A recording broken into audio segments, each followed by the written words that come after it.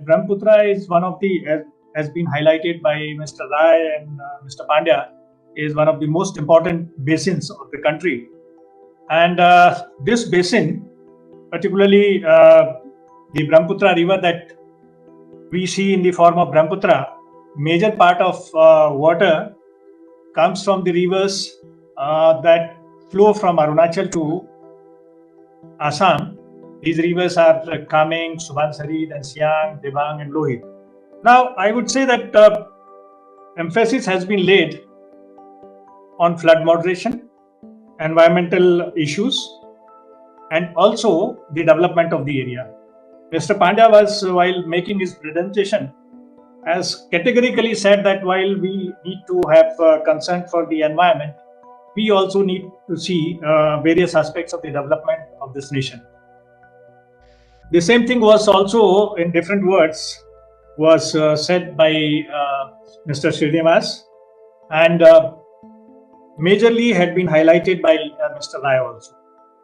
When I say this, I would say that Brahmaputra suffers from floods every year, and there needs to be done something very important, which should have been done 70 years back, 80 years back, or at least must have been made efforts. Of late, for the last about 10 years, 10, 12 years, the efforts have been made in Arunachal Pradesh to develop hydropower projects on all the major rivers. Apart from the developmental aspects of Arunachal Pradesh, I would say the major benefit would not only be going to Arunachal Pradesh, it will be going to the entire nation, I would say.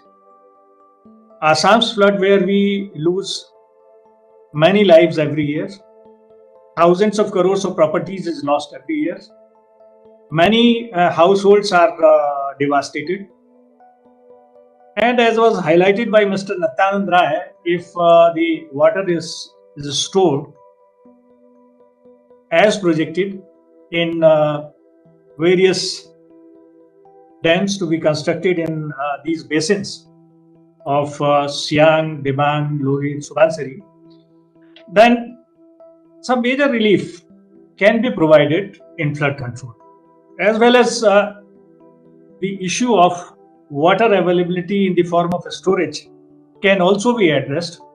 Some figures that I have noted from somewhere say that present storage per capita capacity in India is 209 cubic meters per capita, whereas in Norway it is 8,000.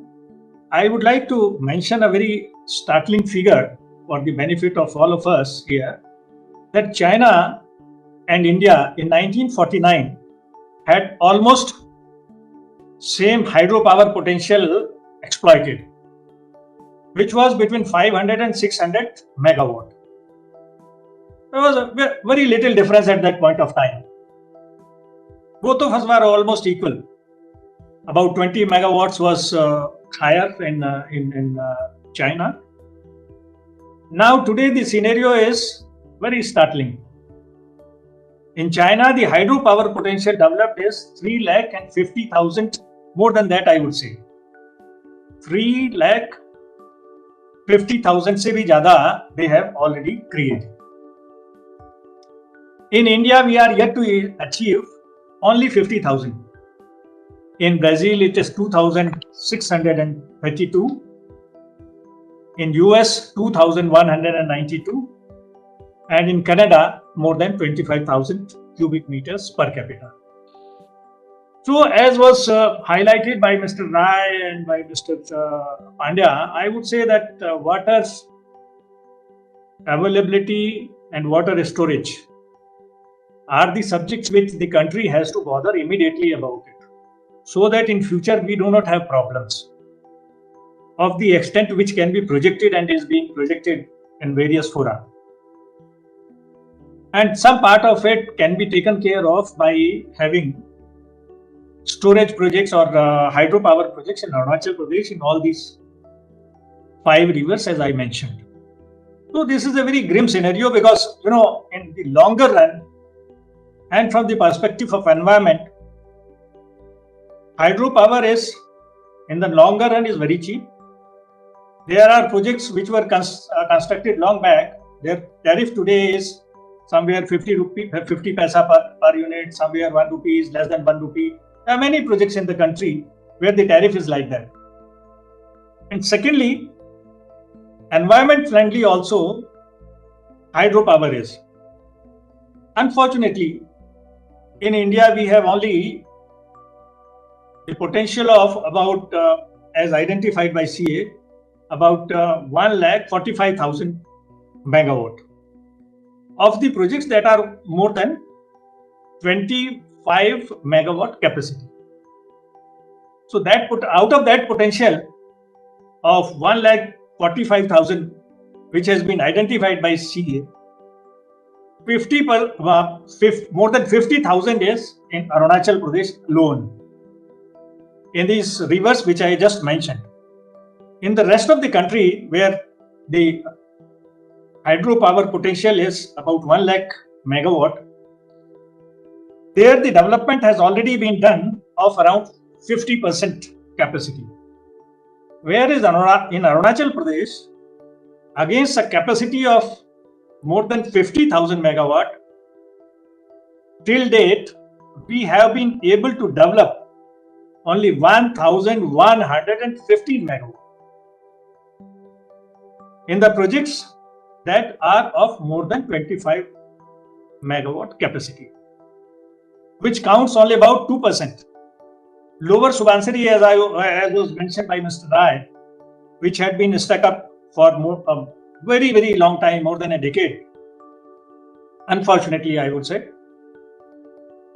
If we include that also, which is under construction now, once it is completed, then also we shall be at the level of about 6% of the total potential that Arunachal Pradesh has.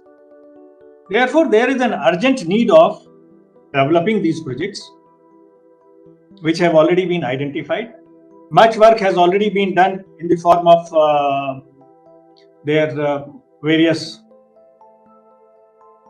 clearances in a number of projects, I would say.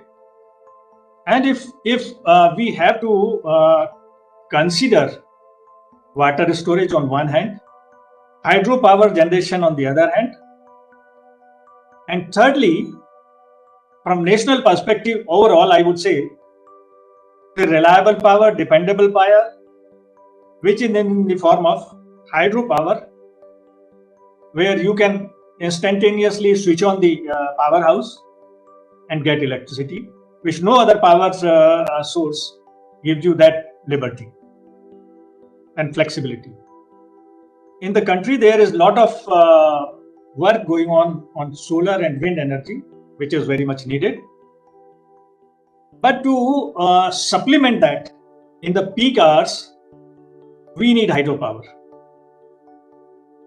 As on date, although technology is developing for storage of solar power in the form of batteries and all, but I'm not very sure whether we will be able to have that much capacity and that much cheaper storage in the longer run of solar power and wind power. Therefore, to supplement hydropower, to supplement this generation of solar power and wind power, which is for defined periods of the day, we need to develop hydropower. We do not have any other alternative as a nation, I would say. We have already delayed this process for last more than 70 years. We should have done it 70 years back. Today, this much of flood should not have caused that much of damage in Arunachal. We would have that power at the rate of less than 1 rupees per unit had we developed 50 years back these projects. And we would have the water storage capacity, and we would not have worried that much today as the worry is being caused today because of lesser per capita water availability in the country. And the future seems to be looking for much more water storage in the country. I would just say that whereas for thermal power or gas-based power, we have to import oil. On the other hand, water is our own resource which is going down the drain every minute, every second. It is going to the sea without being tapped. And we are paying money to the other countries in the form of foreign exchange for securing energy in the form of petrol, diesel, and gas. Therefore, we need to develop hydropower at the earliest possible, whatever potential is remaining in the country. I am not saying only for Arunachal Pradesh when I say, although we are talking about Brahmaputra Basin today, but I would say the entire country's potential should be immediately planned for development. You see, when we go for hydropower development, the dam life is 100 years, the civil works life is supposed to be 100 years, and the life of electromechanical equipment is supposed to be 35-40 years, whereas the life of thermal power projects is much less. If we consider the environmental aspects, there are various issues that had been raised about environment on hydropower projects. I say that because of carbon emissions, glaciers are melting, and once the glaciers are melting, it is a sign that the rivers will also get lesser water in longer term, and maybe there would be at some point of time the river may be in the name of rivers, just rivers only, land patches only, without much of water. Therefore, we must have a concern for carbon emission, and for carbon emission, as Government of India has been laying emphasis on solar power and wind power, and now of late there has been concern for development of hydropower. As I said that we have in Arunachal Pradesh potential of more than 50,000 megawatt of projects, of more than 25 megawatt projects. If we just take 10,000 megawatt in the form of energy, it will save us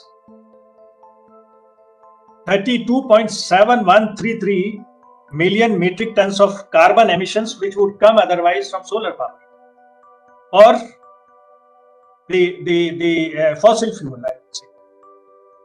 So it will be a major achievement if we develop this entire 50,000 megawatt.